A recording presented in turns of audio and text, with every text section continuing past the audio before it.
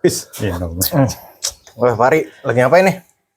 lagi minum kopi kita. Waduh, kopi juga nih. Samaan kita nih. Gimana Kang? Pari, kemarin saya tuh lihat berita tuh. Wah, banyak lah masalah berita dari persidangan sih sebenarnya di dunia hukum sendiri sih gitu kan. Ini berat nih Wah, ini kayaknya. berat memang. Tapi kok ada pembicaraan lagi kalimat yang mencoba saya telaah, kayaknya itu bener gak sih gitu kan. Kayaknya ini di ranah-ranah lie detector gitu kan. Nah, mumpung nih ketemu Pak Ari nih.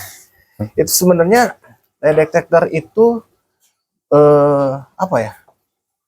Startnya lah, mulainya itu apakah memang dari pembicaraan, apakah memang dari bermula dari hukum juga, atau dari korban merasa tersakiti lah dalam arti kata, akhirnya keluar tuh pembicaraan, ya itu dia bilang mencoba, saya rasa saya pernah pakai ini, tapi sebelumnya ini, nah yang saya tarik itu gimana sih asal muasalnya gitu? Gini Kang, sebenarnya kalau dilihat dari statement analisis lie detector, yang kita pelajari adalah statementnya orang. Statement orang. Oh, statement orang. Statement ya, artinya hasil dari obrolan atau statementnya orang tentang sesuatu itu yang kita pelajari kalau di ilmu statement analisis lie detector. Bukan berarti dia menghilangkan pola lama. Kalau misalkan kayak micro expression tadi, mungkin sebagian ada micro expression. Kalau misalkan orang ngobrol banyak kayak gini, atau banyak gini, itu micro expression. Kalau yang kita pelajari di statement analisis adalah statementnya kan. Statementnya. Jadi misalkan tadi Kang Akang bilang ada saya mencoba untuk begini kan gitu ya. Nah kalau di radarnya statement analysis itu masuk ke dalam radar statement analysis karena kalau kita bicara mengenai statement analysis itu bicara tentang hal yang sudah berlalu. Yang udah lalu ya. Artinya yang memang sudah dilakukan. Kalau sudah dilakukan, kuncinya dia tidak pernah ada kalimat saya mencoba untuk. Tapi itu kalau kebiasaan itu kebiasaan kan dia. Tapi menjadi momok bagi dia gak? Wah, ini berarti ini statement ketahuan ini kok mencoba, padahal dia saat itu memang benar mencoba, tapi masuk ke ranah itu. Jadi gini, kalau misalkan kita bicara tentang orang lain, kan kita juga bicara tentang kebiasaan dia berucap, kebiasaan bahasanya dia, kebiasaan apa yang dia lakukan, dan itu biasanya seperti itu. Tapi secara umum itu Allah kasih lihat dari statement orang yang langsung biasanya.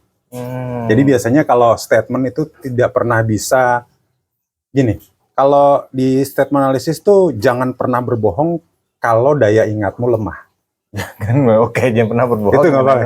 Nah, kuncinya tuh. Nah itu kuncinya. Karena kalau daya ingatmu lemah itu biasanya orang akan bicara ini tiba-tiba nanti bicaranya beda.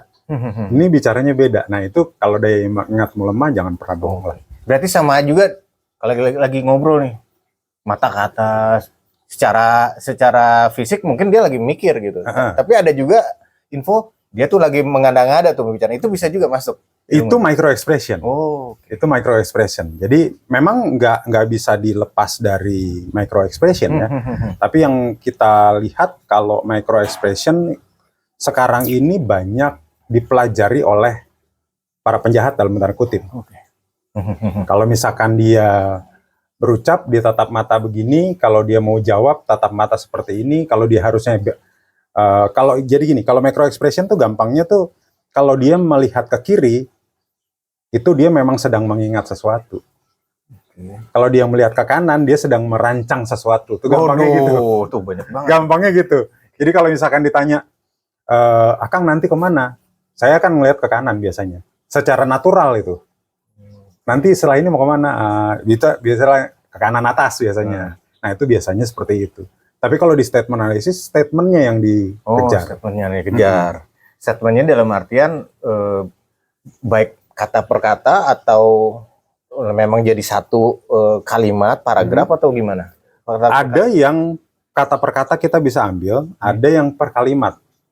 Jadi memang uniknya kalau di statement analisis kita seperti halnya kan kita kalau ngomong bahasa Inggris, kita kan belajar mengenai present tense itu yang sekarang.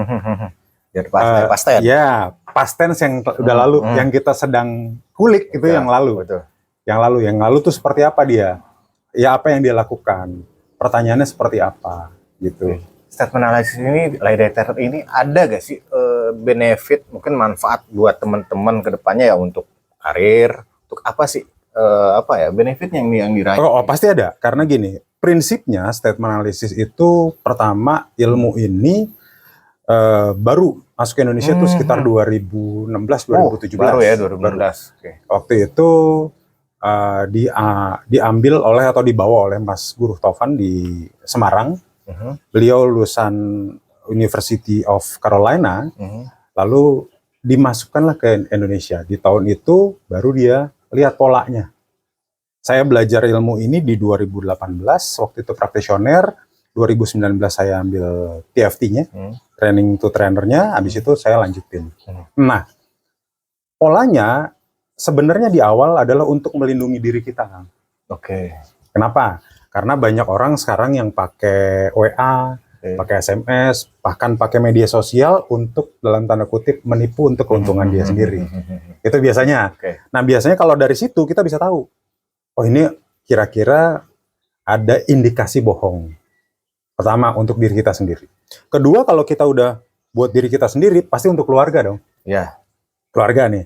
Keluarga kalau misalkan ada yang seperti ini, misalkan dapat tawaran begini, tawaran bisnis A, tawaran bisnis B gitu. Kita bisa ngobrol sama dia.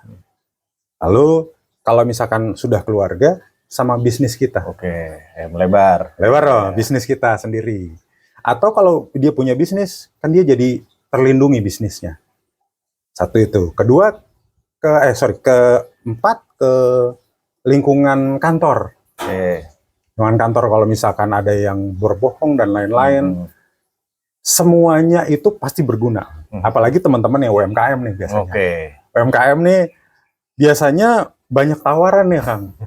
Banyak tawaran yang kadang menggiurkan, kadang normal, kadang juga kalau dilihat ini kayaknya mungkin deh gitu. Itu banyak yang digunakan. Tapi yang pasti lie detector banyak ya untuk segmen, untuk materinya, ilmu-ilmu juga banyak ya. Banyak. Oke, kalau kayak gitu teman-teman, ini Pak Ari bisa aja akan memberikan penjelasan tentang terkait lie detector itu apa sih, kupas tuntas dari A sampai Z.